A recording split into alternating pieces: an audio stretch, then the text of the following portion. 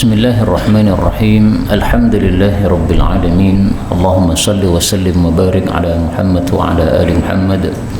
Allahumma anfa'na bima 'allamtana wa 'allimna ma yanfa'una wa zidna ilma wa barik lana fi ilmina warzuqna al-ikhlasa fil qawli wal 'amali kamila wa 'ilman nafi'an la yunsa wa tawfiqan daima wa sihhatan wa yaqinan wa afiyah.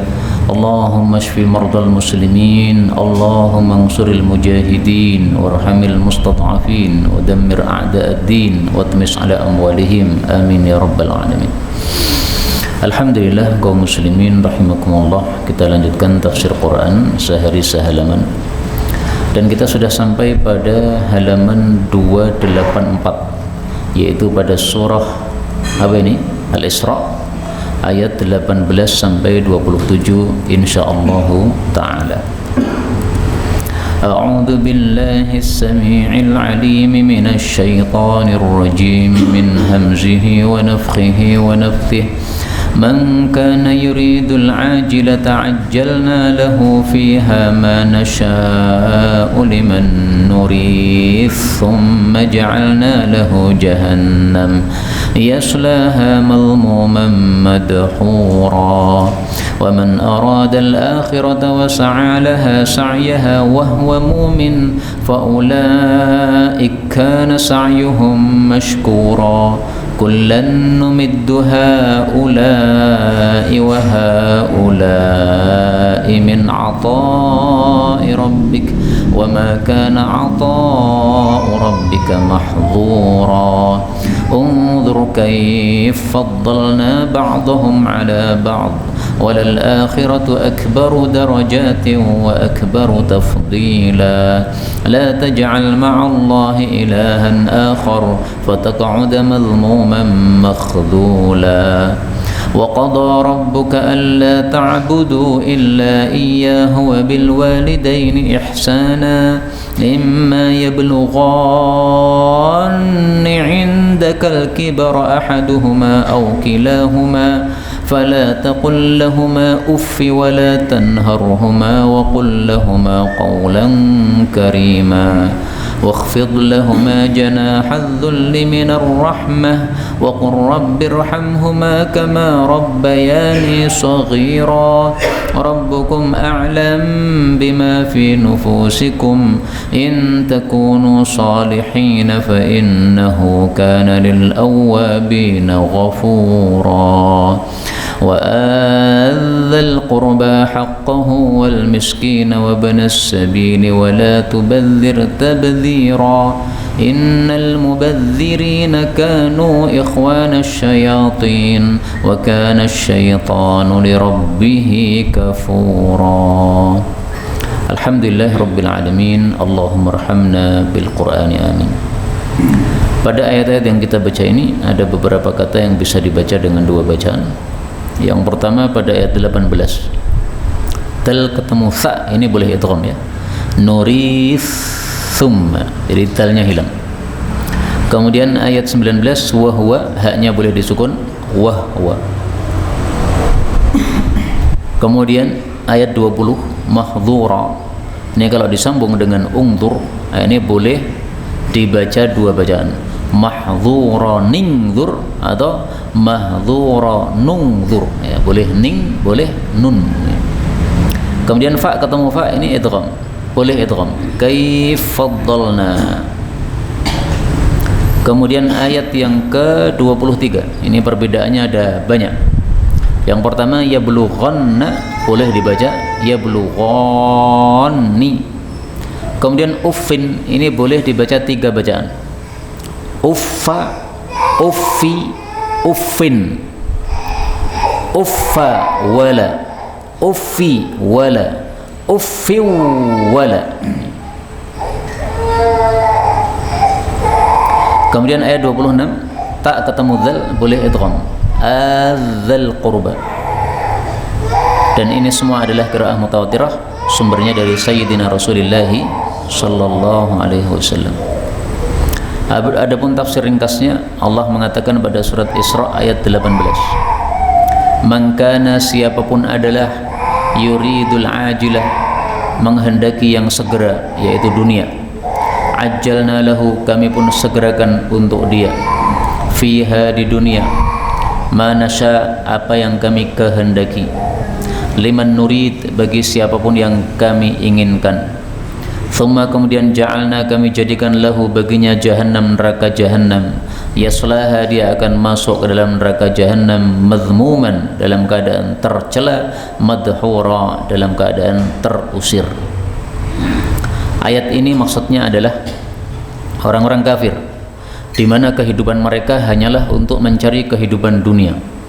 Mereka tidak percaya dengan akhirat, maka semua amalnya mengacu kepada kesenangan dunia, mengumpulkan harta yang banyak, tidak peduli halal haram, yang penting nyaman hidupnya, mengambil milik orang lain, yang penting menjadi kesenangan untuk dirinya, enggak peduli apakah mendolimi orang lain ataukah tidak.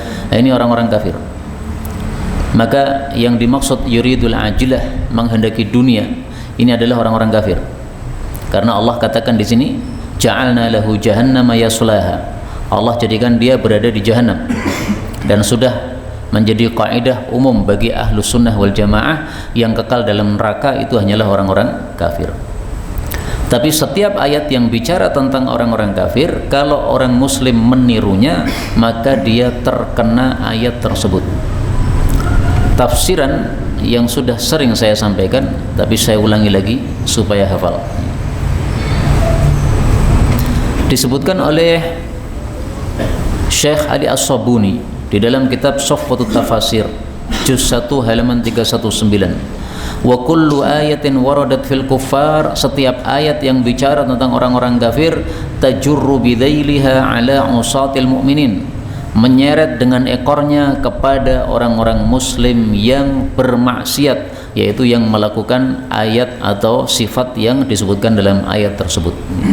Maka ayat ini meskipun bicara asalnya tentang orang-orang kafir, tapi berlaku juga untuk orang-orang yang muslim yang meniru sifatnya orang-orang kafir. Karena itu jangan kita meniru sifatnya orang-orang kafir. Jadi ilmu yang kita pelajari tentang agama Islam ini menyebabkan fikiran kita harus berbeda dengan orang-orang kafir. Kalau ilmu yang kita pelajari dari agama Islam ini tidak mengubah fikiran kita sehingga fikiran kita masih sama dengan orang-orang kafir, berarti ilmu kita ini belum masuk ke dalam hati kita. Ilmunya hanya baru masuk di telinga tapi belum dipahami sampai hati. Karena itu Allah Subhanahu wa taala kemudian menyebutkan bagaimana sifat orang beriman, wa man aradal akhirah, dan barang siapa yang menghendaki akhirat, ini orang-orang beriman, wasa'a, dan dia berusaha, maksudnya beramal, laha, untuk akhirat, sa'yaha, dengan amalannya, wa huwa mu'min, dan dia beriman, faulaika, maka mereka itu, kana sa'yuhum, adalah amal mereka, mashkura, disyukuri oleh Allah, maksudnya diterima oleh Allah Subhanahu wa ta'ala. Nah, maka perbedaan inti antara orang mukmin dengan orang kafir salah satunya adalah bedanya tujuannya. Kalau orang kafir tujuannya semata-mata kenikmatan dunia. Kalau orang beriman tujuan intinya adalah kenikmatan di akhirat. Meskipun di dunia sengsara karena miskin, tapi yang penting halal sehingga nanti masuk ke dalam surga Allah Subhanahu wa taala. Maka ini aradal akhirah, menghendaki akhirat, perlu kita garis bawahi. Inilah sifatnya orang-orang yang beriman. Bahkan Allah Subhanahu wa taala menyebutkan sifat ini dengan dipuji pada ayat yang lain. Allah memuji para nabi-nabi. Siapa mereka? Nabi Ibrahim, Nabi Ishaq, Nabi Yaqub. Apa pujian Allah kepada mereka? Inna akhlasnahum bi khalisatin dzikrad dar. Sesungguhnya kami memilih mereka dengan satu keistimewaan, yaitu dzikrad dar, mengingat kampung akhirat. Jadi yang diingat-ingat, yang dipikirkan, yang dituju itu adalah kampung akhirat, mendapatkan kenikmatan di dalam surganya Allah Subhanahu wa taala. Mudah-mudahan semua kita masuk surga tanpa hisab, tanpa azab. Amin ya rabbal alamin. Kemudian kalau kita menghendaki akhirat itu harus ada aksinya. Kalau hanya mengatakan saya pengen akhirat, pengen surga, semua orang bisa ngomong gitu. Tapi harus ada aksinya. Nggak ada aksinya, nggak ada gunanya. Maka Allah katakan wa sa'alaha sa'yaha, berusaha. Maka buktikan bahwa kita pengen surga. Salat jamaah 5 waktu, itu bukti kita ingin surga. Subuh datang ke masjid, bukti ingin surga. Salat tahajud, bukti ingin surga. Menyembelih korban Idul Adha pada waktu kita mampu, itu termasuk bukti ingin surga. Tapi hanya yang mampu saja. Yang tidak mampu nggak usah hutang, karena hukumnya sunnah. Kemudian Allah mengatakan wa huwa mu'min. Ini syaratnya. Jadi usaha apapun, amal apapun, kalau tidak didasari iman, nggak ada gunanya. Orang-orang kafir yang punya amal, besok di akhirat di hadapan Allah Subhanahu wa taala amalannya dihancurkan oleh Allah. Surat Al-Furqan ayat 23. Wa qadimna ila ma 'amilu min amal, kami Allah datang kepada amalan yang mereka lakukan, faja'alnahu haba'an manthura, kami jadikan menjadi debu yang bertebaran, karena tidak didasari dengan iman. Maka syaratnya harus iman. Itulah yang dimaksud faulaika kana sa'yuhum mashkura. Itulah yang amalnya diterima. Yang amalnya tidak diterima dihancurkan oleh Allah Subhanahu wa taala. Nah, Bapak Ibu rahimani wa rahimakumullah, amal diterima atau tidak itu perkara gaib, sehingga kita tidak bisa memastikan bahwa amal kita diterima oleh Allah. Kita sudah sholat maghrib tadi, apakah diterima atau tidak? Nggak tahu kita. Kita hanya bisa berharap mudah-mudahan diterima oleh Allah Subhanahu wa ta'ala. Tapi saya dapatkan penjelasan para ulama yang sangat bagus di dalam kitab Saidul Khatir.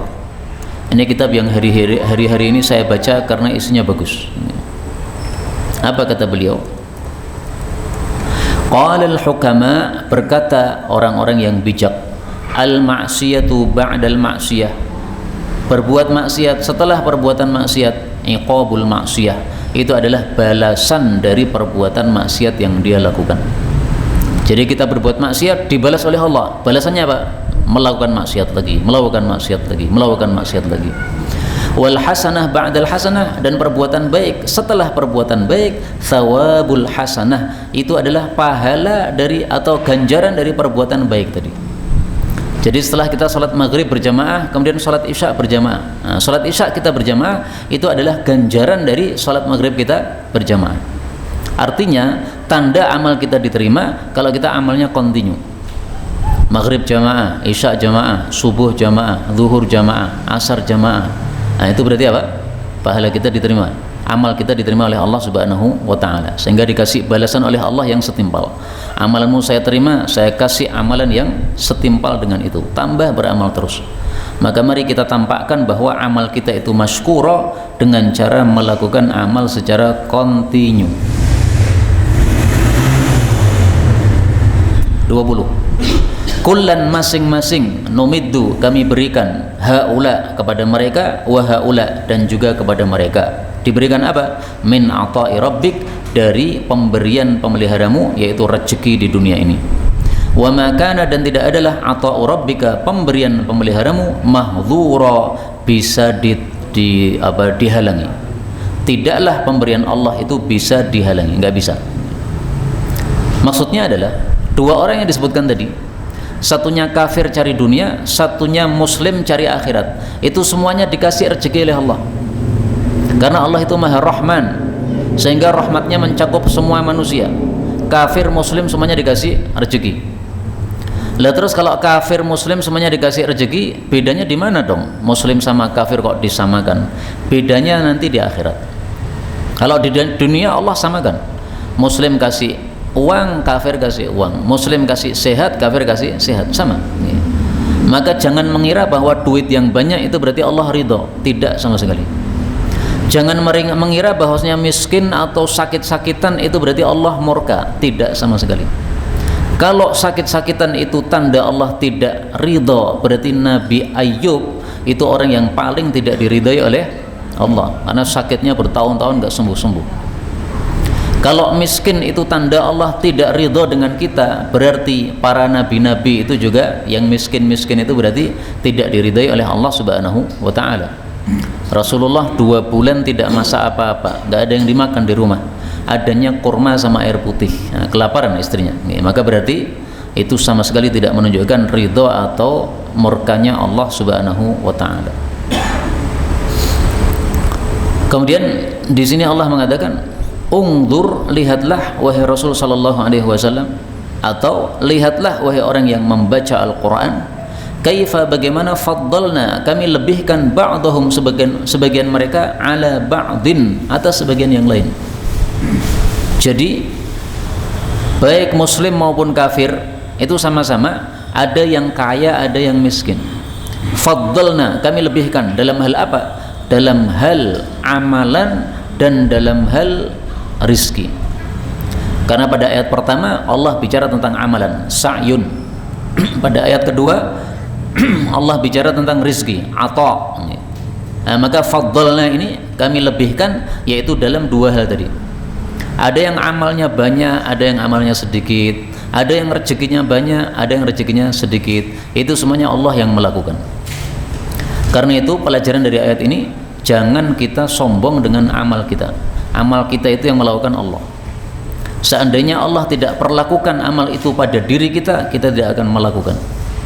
Jangan sombong gara-gara kita korban satu orang satu sapi paling gemuk. Itu semua Allah yang beramal. Karena maksudnya Allah yang beramal, Allah yang menciptakan amal tadi. Sebagaimana disebutkan dalam banyak ayat.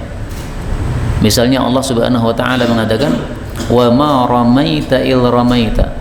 Tidaklah kamu melempar ketika kamu melempar, walakinnallaha rama. Tapi Allah sebenarnya yang melempar.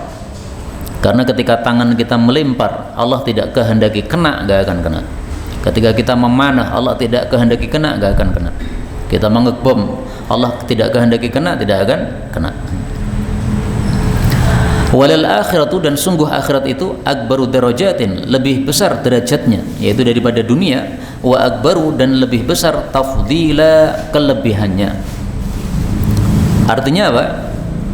Ada orang-orang yang dilebihkan di dunia tapi direndahkan di akhirat. Ada orang-orang yang direndahkan di dunia tapi dilebihkan di akhirat. Nah, pilih yang mana, Pak? Ada orang yang kaya di dunia tapi di akhiratnya miskin. Ada yang sebaliknya, di dunianya miskin tapi di akhiratnya kaya. Kita lihat sabda Nabi SAW, al-mukthirun humul asfalun. Orang-orang yang banyak duit, mereka itulah orang-orang yang rendah yaumal qiyamah, besok di hari kiamat. Ini maksudnya rata-rata. Jazakallahu khairan. Orang yang banyak duitnya tapi tidak mau keluarkan zakat, rendah, masuk neraka. Orang yang banyak duitnya tapi hasil dari korupsi, rendah, masuk neraka. Orang yang banyak duitnya karena banyak duitnya akhirnya sombong, masuk neraka. Semua begitu. Karena itu kalau panjenengan disuruh pilih dimuliakan atau direndahkan, pasti pilih dimuliakan. Tapi kalau disuruh pilih kaya atau pilih miskin. Padahal kalau dimuliakan di dunia dengan mukfirun, dengan kaya, malah jadi asfalun, jadi rendah besok di akhirat. Nah, kita pilih yang baik-baik saja. Dimuliakan di dunia, dimuliakan di akhirat. Duitnya akeh, amale akeh. Amin ya rabbal alamin. Sedangkan sing apik-apik mawon. Karena kalau kita doa yang tidak kita mampu, malah susah sendiri. Ada seorang sahabat Nabi dijenguk oleh Nabi sakit-sakitan sangat dahsyat sampai badannya kurus seperti anak burung. Maka Rasulullah bertanya, "Kamu ada apa sih? Kok kamu sakitnya seperti ini? Yang lain-lain nggak ada yang mengalami begini." Maka sahabat ini mengatakan, "Saya berdoa kepada Allah, ya Allah, apapun hukuman kepada saya di akhirat, tolong disegerakan di dunia." Akhirnya sakit terus. Maka Rasulullah mengatakan, subhanallah, enggak begitu doanya. Mintalah kepada Allah fid dunya hasanah wa fil akhirati hasanah. Jangan minta disegerakan siksa akhirat di dunia, kita enggak akan kuat. Allah kemudian mengatakan, la taj'al, janganlah engkau menjadikan ma'allahi, bersama Allah, ilahan akhar, sesembahan yang lain. fataq'uda, maka engkau akan duduk mazmuman, dalam keadaan tercela, makhdhula, dalam keadaan dibiarkan, yaitu di dalam neraka. Jadi ayat ini melarang kita melakukan syirik, karena orang yang syirik pasti akan masuk neraka, dan kalau masuk neraka maka mazmum, dia akan tercela, makhdhul, dia akan dibiarkan. Dibiarkan maksudnya tidak ada yang memberikan syafaat, tidak ada yang memberikan syafaat, sebagaimana disebutkan pada ayat yang lain, ma lahum min dunillahi min waliyyin wala nasir. Orang-orang yang masuk ke dalam neraka, maka wa ma lahum fil ardi min waliyyin wala nasir, wa ma lakum min dunillahi min waliyyin wala nasir. Banyak sekali ya ayat-ayat yang semisal itu. Kemudian ayat 23, Allah Subhanahu wa taala bicara tentang beberapa perintah-perintah yang disebutkan dalam beberapa ayat ini, sehingga oleh para ulama disebut sebagai al-awamir al-ashrah. Ada 10 perintah Allah Subhanahu wa taala pada ayat-ayat yang akan kita baca ini. Nah, mari kita baca apa saja perintah-perintah Allah Subhanahu wa taala. Yang pertama, wa qadha rabbuka, dan memerintahkan pemeliharamu. Perintah yang pertama, alla ta'budu, bahwasanya janganlah kalian menyembah illa iyyah, kecuali kepada Allah Subhanahu wa taala. Qadha itu artinya amara, memerintahkan. Lalu di sini isinya larangan, jangan menyembah. Katanya perintah kok malah larangan, gimana ini? Nah, di sini ada kaidah, Pak.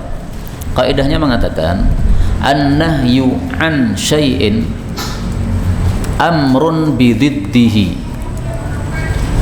An-nahyu an syai'in, larangan dari sesuatu itu sama dengan amrun bididdih, perintah untuk sebaliknya. Maka di sini la ta'budu, jangan menyembah selain Allah, ini larangan, berarti perintah untuk mengesahkan Allah. Jadi perintah yang pertama maksudnya apa? Mengesahkan Allah Subhanahu wa taala.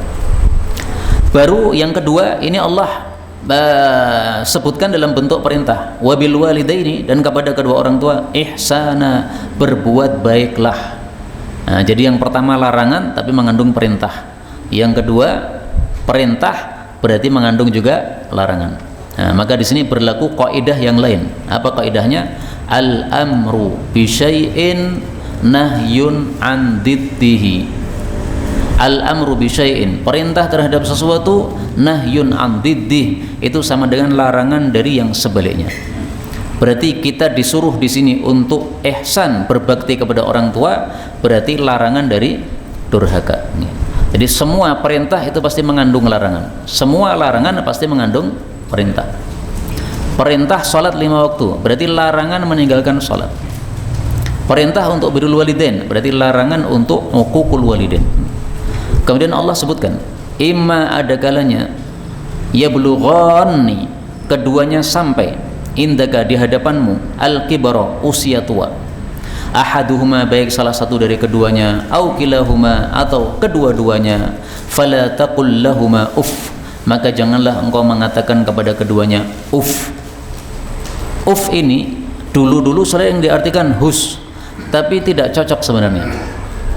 Uff itu adalah kalimatu karahiyah, ucapan yang menunjukkan bahwa kita tidak suka.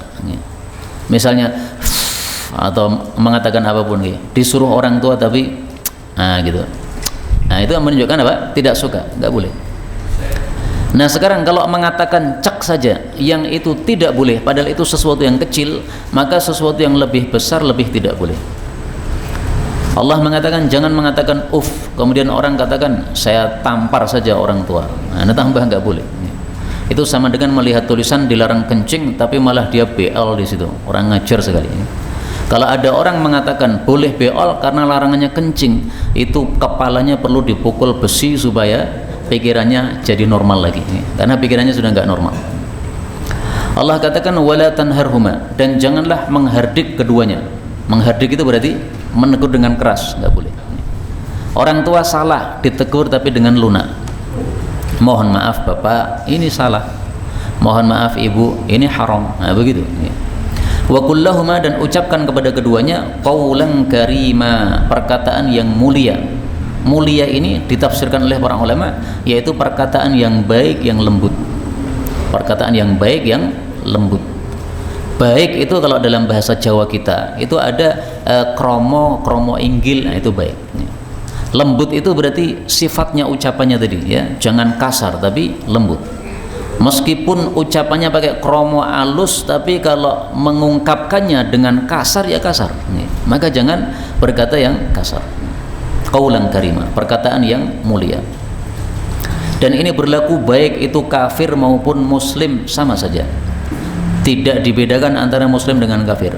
Saya buktikan pada ayat yang lain Allah Subhanahu wa taala menceritakan Nabi Ibrahim alaihi salatu wassalam pada surat Maryam ayat 42. Il qala Ibrahim, ingatlah ketika Nabi Ibrahim berkata, ya abati, wahai bapakku. Ini kata-kata ya abati dalam bahasa Arab ini menunjukkan kehormatan kepada bapak. Ya abati. Kalau orang Indonesia mungkin mengatakan wahai bapakku, atau apa lagi yang lebih halus daripada bapak, abahku atau abuya. Nah, pokoknya sesuatu yang menunjukkan apa? Kehalusan bahasa kepada orang tua kita. Maka qaulan karima ini berlaku untuk orang-orang kafir juga berdasarkan praktik dari Nabi Ibrahim alaihi salatu wassalam. Allah katakan wakhfid, dan tundukkanlah lahuma untuk kedua orang tua janahadzulli, sayap kerendahan, minar rahmati, berupa kasih sayang. Ini kalimat ini maksudnya adalah kasih sayanglah dan tunduklah kepada orang tua, itu maksudnya. Adapun disebutkan sayap ini dimiripkan atau diserupakan dengan sayapnya burung. Burung itu kalau menyayangi anaknya, anaknya akan dikurung pada sayapnya. Ada bahaya datang, nah, maka burung akan kumpulkan anaknya. Nah, maka maksudnya seperti itu. Sebagaimana engkau lihat burung itu sayang kepada anaknya, sayanglah juga kepada orang tua. Waqul, dan katakanlah Rabbi, wahai pemeliharaku, irhamhuma, rahmatilah keduanya, kama rabbayani shaghira, sebagaimana keduanya telah merawat saya pada saat saya kecil. Saya bacakan di sini tafsiran Imam Baghawi. Kata Imam Baghawi, arada yang dimaksud oleh Allah adalah idza kana muslimain, kalau orang tuanya muslim maka didoakan dengan doa ini tadi, rabbirhamhuma kama rabbayani shaghira. Jadi zahirnya menurut Imam Baghawi, kalau orang tuanya kafir nggak bisa didoakan doa ini. Bisanya doakan apa? Allahumma hdihima, ya Allah berilah hidayah keduanya. Sebagaimana doa Abu Hurairah kepada ibunya. Saya tampilkan dari kitab Al-Adabul Mufrad karya Al-Imam Al-Bukhari rahimahullahu ta'ala. Abu Hurairah datang kepada Nabi sallallahu alaihi wasallam. Beliau melapor, wahai Rasulullah, ini ibu saya suka mencela Anda, tolong doakan kepada ibu saya supaya mendapatkan hidayah. Maka Rasul sallallahu alaihi wasallam mengangkat tangannya kemudian mendoakan, Allahumma hdi umma Abi Hurairah, ya Allah berilah hidayah ibunya Abu Hurairah. Akhirnya Abu Hurairah keluar dalam keadaan gembira karena mendengar doa itu. Sampai rumah ternyata pintunya dikunci dan dia mendengar suara ibunya dari dalam rumah mengatakan, makanak, tetap di luar, jangan masuk. Kemudian ibunya itu berwudu, setelah itu mandi, kemudian memakai bajunya, baju kurungnya, pakai jilbab. Setelah itu membuka pintu, kemudian mengatakan, wahai Abu Hurairah, sekarang ini asyhadu an la ilaha illallah wa asyhadu anna Muhammadan abduhu wa rasuluh. Lalu Abu Hurairah saking gembiranya nangis, Pak. Kemudian kembali kepada Rasulullah sallallahu alaihi wasallam mengatakan, ya Rasulullah, doamu sudah mustajab. Ini hadis diriwayatkan oleh Imam Muslim. Nah, di sini yang kita ambil pelajaran adalah doa Nabi sallallahu alaihi wasallam, Allahumma hdi umma Abi Hurairah. Rasulullah tidak mendoakan ya Allah rahmatilah, tapi ya Allah berilah hidayah. Ya, ini adalah pemahaman dari Al-Imam Al-Baghawi rahimahullahu ta'ala. Tapi saya merasa ingin mencari lagi, Pak. Apakah ada pendapat yang lain selain ini? Karena rahmat Allah dibagi dua, rahmat di dunia dan rahmat di akhirat. Rahmat di akhirat itu khusus untuk orang-orang beriman. Rahmat di dunia Allah berikan kepada orang beriman dan orang kafir. Maka sesuai teori ini semestinya kalau orang tua kafir masih hidup didoakan rahmat nggak apa-apa, karena maksudnya rahmat dunia menurut teori tadi loh ya. Tapi apakah ada ulama berfatwa seperti itu? Nah, kita cari dalam kitab-kitab yang lain, insya Allah kalau ketemu akan saya sampaikan di waktu yang lain. Tapi kalau pakai tafsirannya Imam Baghawi, ini doa khusus untuk orang tua yang muslim. Nah, seringkali ketika saya sampaikan masalah ini, para jamaah itu bertanya, bagaimana dengan orang tua kami yang sudah wafat tapi dulu nggak pernah sholat, tapi KTP-nya Islam, ya punya jilbab di rumah tapi sholat enggak, ya punya baju koko tapi sholat tidak. Sholat mungkin kalau Idul Fitri, Idul Adha datang, menyembelih korban ikut korban, tetapi sholat 5 waktu bolong-bolong atau tidak sama sekali. Nah, maka jawaban saya, menurut jumhur ulama, orang yang mengingkari sholat wajib itu yang kafir. Tapi yang meninggalkan sholat wajib tanpa mengingkari kewajibannya tidak kafir. Bedakan antara orang yang berzina dengan orang yang menghalalkan zina. Orang yang berzina tidak kafir, tapi yang mengatakan zina halal kafir. Sama dengan orang yang meninggalkan sholat tidak kafir, tapi yang mengatakan sholat tidak wajib itu apa? Kafir. Nah, bedakan antara keduanya.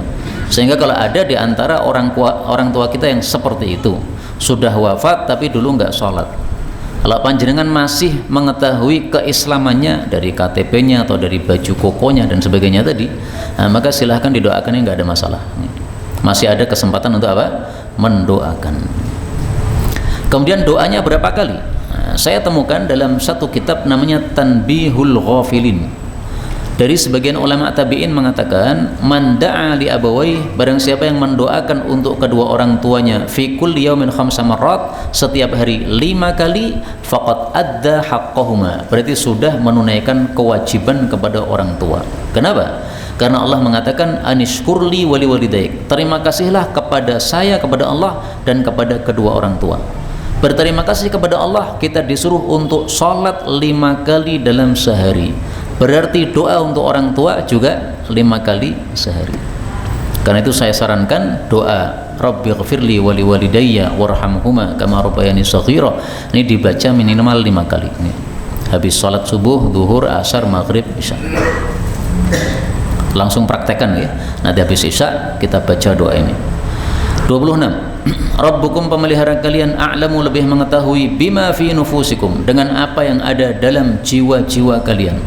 Maksudnya isi hatimu apa? Apakah durhaka ataukah bakti kepada orang tua? Allah tahu. Ada orang yang menampakkan di depan orang tua seolah-olah tunduk, tapi sebenarnya hatinya itu apa? Membenci kepada orang tuanya. Allah tahu. Ada orang yang kepada orang tuanya tegas, kalau orang tuanya salah ditegur, tetapi hatinya itu tunduk kepada orang tuanya. Enggak pernah hatinya itu membangkang kepada orang tuanya. Bahkan setiap hari dia doakan 5 kali kepada orang tuanya.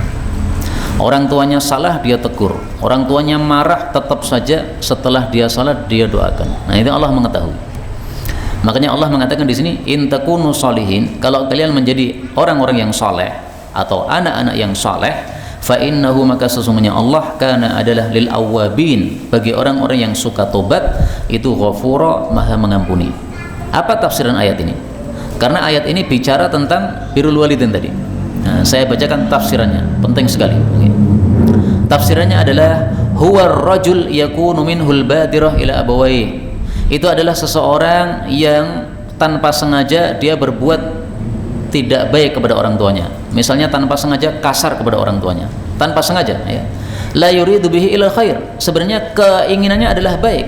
Fa innahu la yu'akhadhu bih, maka itu tidak dihukum oleh Allah Subhanahu wa taala.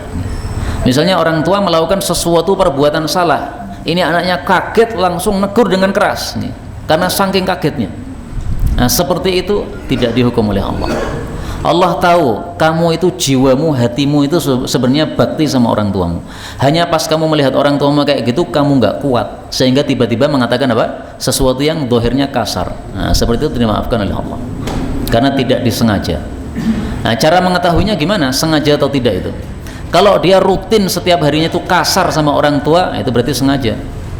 Atau biasanya itu halus kepada orang tua, tiba-tiba kemudian ngomong kasar kepada orang tua karena kagetnya tadi, maka ini tidak termasuk yang disengaja. Wallahu a'lam bishawab. Kemudian ayat 26, wa ati, dan berikanlah dzal qurba, kepada kerabat, haqqahu, haknya, wal miskin, dan kepada orang miskin, wa ibnas sabil, dan kepada ibnu sabil, wala tubadzir, dan janganlah engkau mubadzir, tabdzira, dengan sebenar-benar tabdzir. Yang dimaksud haknya kerabat itu adalah silaturrahmi. Rasulullah bersabda, sedekah kepada kerabat pahalanya 2, pahala sedekah dan pahala silaturrahmi. Orang miskin adalah orang yang tidak memiliki kecukupan, kebutuhannya 500.000, uangnya 400.000, ini berarti miskin. Ibnu sabil ada 2 tafsiran, satu tamu ibnu sabil, yang kedua ibnu sabil adalah orang yang kehabisan bekal dalam perjalanan. Dan itulah tafsiran yang masyhur untuk kata-kata ibnu sabil. Tapi ada juga yang menafsirkan ini adalah tamu. Jangan mubadzir. Definisi mubadzir adalah menggunakan harta untuk sesuatu yang haram, itu mubadzir. Meskipun hanya 1.000 rupiah, kalau haram mubadzir. Maka orang merokok termasuk apa? Mubadzir, karena rokok haram menurut mayoritas para ulama rahimahumullahu ta'ala. Adapun uang yang banyak kita keluarkan untuk sesuatu yang halal, tidak mubadzir. Tamu datang, kemudian kita siapkan hidangan 5 macam, sapi, kambing, ayam, apa boleh? Bebek, mentok. Ini tidak mubadzir. Karena pernah seorang sahabat Nabi itu menghidangi kepada Nabi korma yang bermacam-macam. Maka Rasulullah mengatakan, kenapa enggak dipilihkan yang matang saja? Maka sahabat ini mengatakan, ya Rasulullah, saya pengen Anda pilih yang mana, cocok yang mana. Kalau pilih yang busar, ada busarnya, pilih rutab, ada rutabnya, pilih yang matang, ada matangnya. Nah, maka dari situ para ulama katakan, la tabdzira fid diyafah, tidak ada mubadzir dalam menghidangi untuk tamu. Nah, nanti kalau sisa tinggal dibagikan kepada tetangga atau kepada yang mau memakannya, selesai masalah. Tapi ya tidak harus begitu, Pak. Tidak harus 5 macam gitu, nggak harus. Adat kita misalnya menghidangi makanan 1 macam saja, ayam saja, ya sudah cukup, nggak ada masalah. Tapi maksudnya kalau ada orang yang melakukan itu karena uangnya terlalu banyak, ini nggak mubadzir, ini termasuk dari memuliakan tamu. Terakhir, innal mubadzirin, sesungguhnya orang-orang yang mubadzir, kanu adalah mereka ikhwana syayatin, teman-teman setan, wa kana syaitan, dan adalah setan li rabbihi, kepada pemeliharanya, kafura, selalu kufur. Ini menunjukkan bahwa mubadzir hukumnya adalah haram karena disebutkan dengan istilah kafir, berarti haram. Nah, kafir itu ada 2 macam, kufrun mukhrijun, kafir yang menyebabkan orang keluar dari Islam, murtad. Ada yang kufrun duna kufrin, kafir di bawah kafir. Jadi ada kafir besar, ada kafir kecil. Atau istilahnya kufrun akbar dengan kufrun asghar, kafir besar sama kafir kecil. Kafir besar itu yang menyebabkan dia keluar dari Islam, kafir kecil itu yang tidak sampai keluar dari Islam. Lah, yang dimaksud kafir di sini adalah mubadzir. Kafir itu adalah kufrun duna kufrin.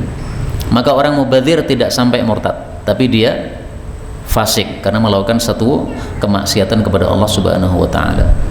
Inilah kaum muslimin rahimani wa rahimakumullah. Maka orang-orang yang ngaji seperti kita ini semestinya tidak ngerokok, karena ngerokok termasuk apa? Mubadzir, dan dilarang oleh Allah Subhanahu wa taala.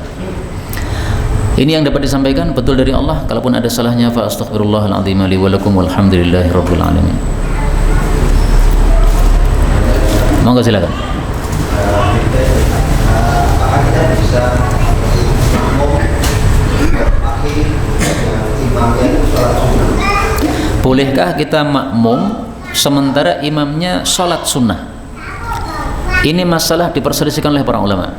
Setahu saya dalam madhab Syafi'i tidak boleh imamnya itu lebih rendah daripada makmumnya. Imamnya salat sunnah, makmumnya salat wajib, berarti kan lebih tinggi makmumnya kan? Nggak boleh.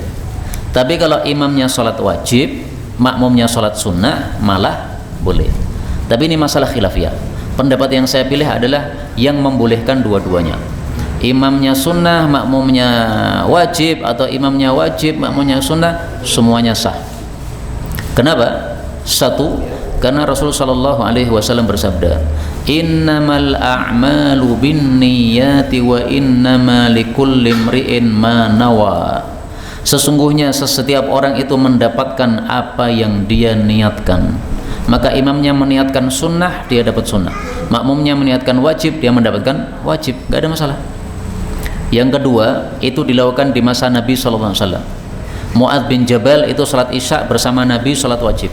Lalu pulang ke kampungnya Bani Salamah, lalu ngimami salat isya.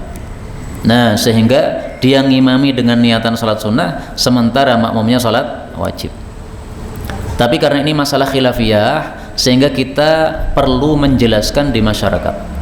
Karena saya pernah dari rumah sudah jamak karena hujan, kemudian saya ngajar di kebonan, saya salat sunnah.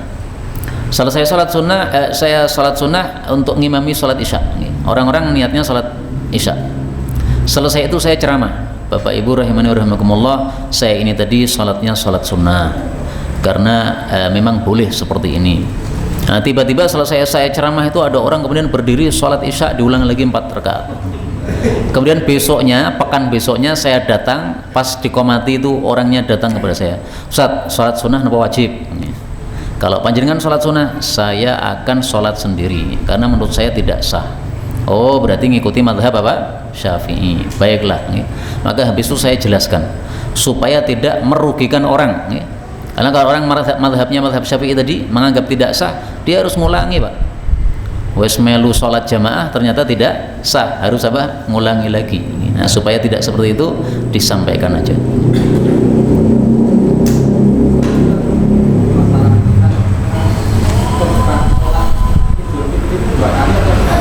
Khutbah sholat id apakah 1 kali atau 2 kali? Jumhur 2 kali. Tapi seandainya 1 kali sah. Karena hadis-hadis yang sahih menyebutkan 1 kali. Rasulullah khutbah sekali, habis itu datang kepada jamaah perempuan karena merasa jamaah perempuan itu belum mendengar ceramah beliau. Saking banyaknya orang dan belum ada mic. Lalu mengulangi lagi tausiah kepada para jamaah. Berarti khutbahnya cuma 1 kali, tapi yang kedua itu hanya sekedar apa? Tausiah supaya wanita-wanita mendapatkan apa? Tausiah juga. Maka 1 kali sah, tapi lebih baik 2 kali. Biasanya jenengan berapa kali, Pak? Saya juga 2 kali saya mengikuti jumhur. Tapi itu sunnah semuanya. Jadi seandainya tidak khutbah gimana? Ya tidak wajib. Seandainya tidak sholat id gimana? Tidak wajib. Semuanya tidak wajib. Subhanakallahumma rabbana bihamdika asyhadu an la ilaha illa anta astaghfiruka wa atubu ilaik.